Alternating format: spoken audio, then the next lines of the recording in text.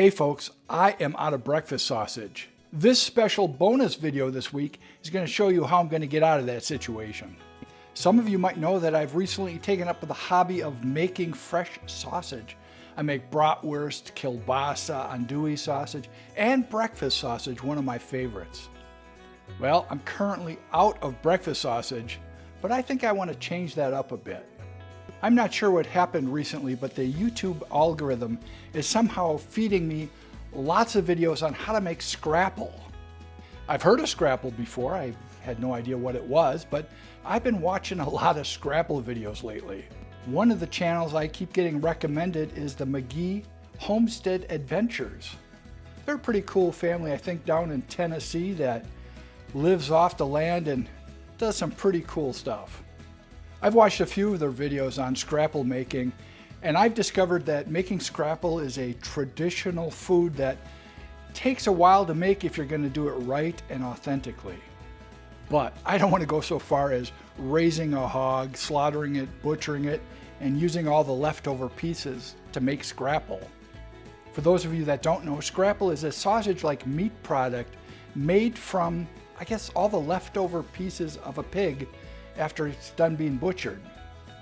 Scrapple traditionally uses things like the head and the ears and the snout and the hoofs and all the organs. As I mentioned, I'm not going to go that far. I thought it'd be kind of fun to see if I could come up with a shortcut for making Scrapple. I did find a couple recipes I think will help me make sort of a laid-back, easy-going, lazy guy sort of Scrapple. I'll still use pork and the traditional fillers of cornmeal and buckwheat, and of course all the spices. These are our ingredients for our simplified lazy guy Scrapple. For our pork, we're going to be using bratwurst and some pork sausage. I got the generic store brand here, but if you want, go ahead and get some Johnsonville brats and some Jimmy Dean sausage. There's a bit of seasoning already in these sausages, but we're going to bump up the seasoning a little more with some salt, fresh ground pepper, rubbed sage, some thyme, and garlic and onion powder. We're going to start this by getting this pork going. We'll start by getting the bratwurst decased and put into a pot.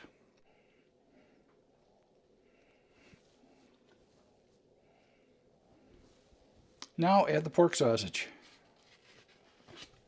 Probably don't want that paper in there. This burner is not on yet, so we are going to break up all of this pork sausage. Time to add some water. Keep breaking up the pork sausage and the brats. We don't want any chunks in there.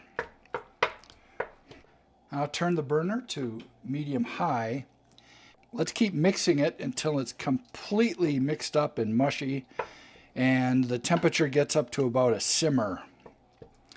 Then we're going to let it simmer for about 10 minutes while continually mixing it.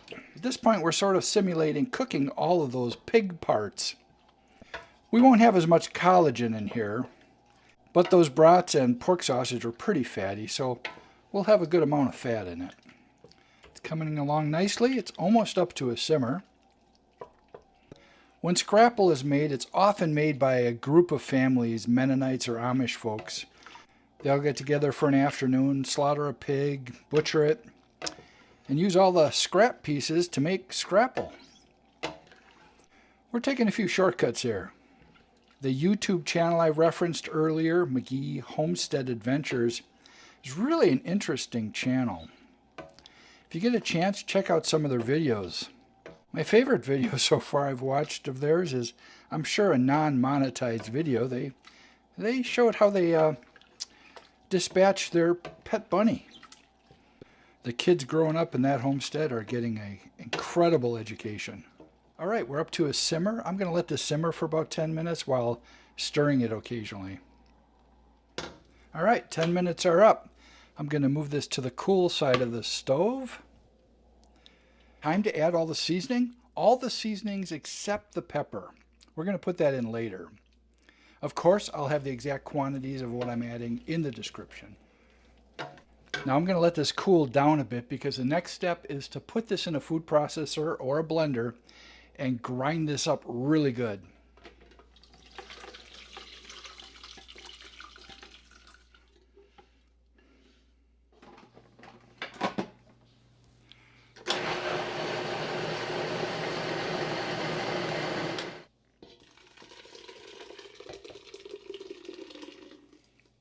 I just realized that I forgot a couple very important ingredients during the introduction. That would be cornmeal and buckwheat flour. These are key ingredients for making scrapple. Don't know why I forgot to talk about them earlier. Cup of cornmeal and a couple tablespoons of buckwheat. The burner currently isn't on. We are going to whisk all this cornmeal and buckwheat into the meat mixture, and we're going to let it just hang around here for a while to let that cornmeal get absorbed in the juices of this pork smoothie. I'm going to let this stand for 30 minutes and let everything get absorbed together. It's now 30 minutes later. That cornmeal and buckwheat has been sitting and absorbing all that liquid. So we're going to turn the heat back to medium and let this cook for 15 or 20 minutes to become nice and thick. I'm going to continue cooking this meat porridge until when I pull the spoon back like that, it doesn't fill in right away. Then we'll know it's nice and thick. It's been about 15 minutes and sure enough, this is thick. That doesn't go back at all. So I'm going to take it off the heat and we're going to add our pepper. I kind of went pepper heavy on this batch.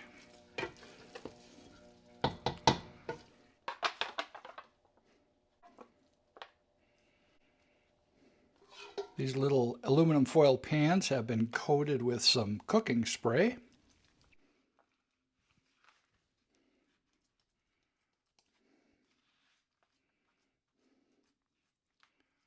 Trying to spread this nice and even and making sure there's no air pockets. All right, I'm going to cover these up and we are going to put these in the refrigerator overnight and have some scrapple for breakfast tomorrow morning. It's now the next morning. This has been cooling in the refrigerator all night long.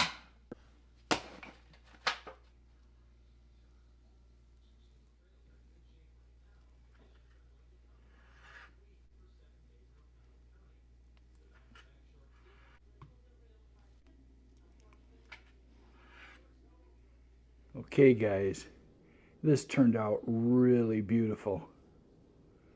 We're going to pan fry it and then eat it. This turned out really good. I have a nice cast iron skillet here. Put a little bit of oil.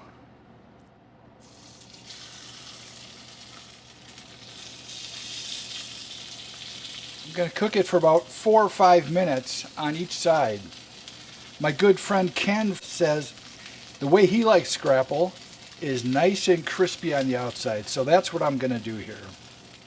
I have another friend, Michelle, who has roots back up in Pennsylvania where this originated from.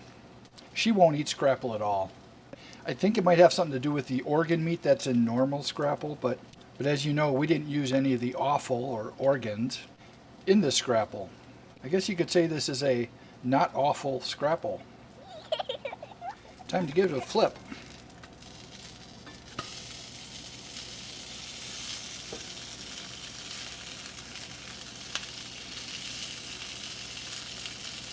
I say that's looking good and crispy.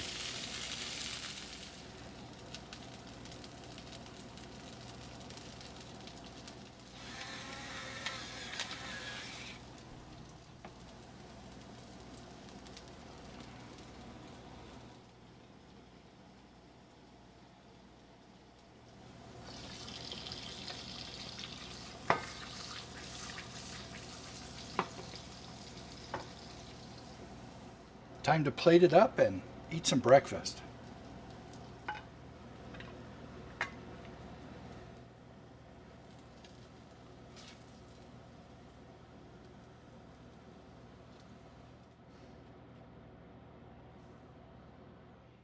Yes, this looks like a pretty good breakfast.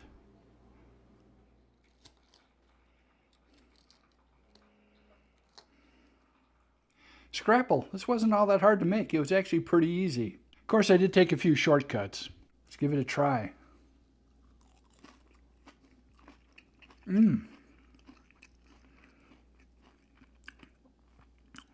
Ken was right. Get a good crisp on there. Oh, it is so good.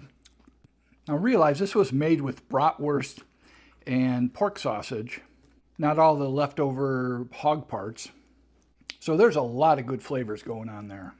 And you know what? It was pretty easy to make. This is holding up really nice.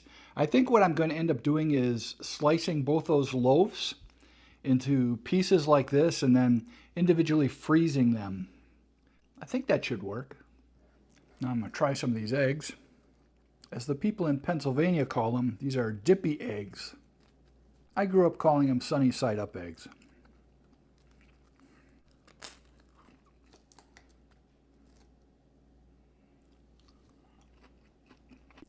The texture is really nice. It's soft on the inside, but the outside is nice and crispy. The flavor is good. There's quite a bit of pepper in there, which I really like. I'm going to be looking for store-bought Scrapple to see what it tastes like compared to this.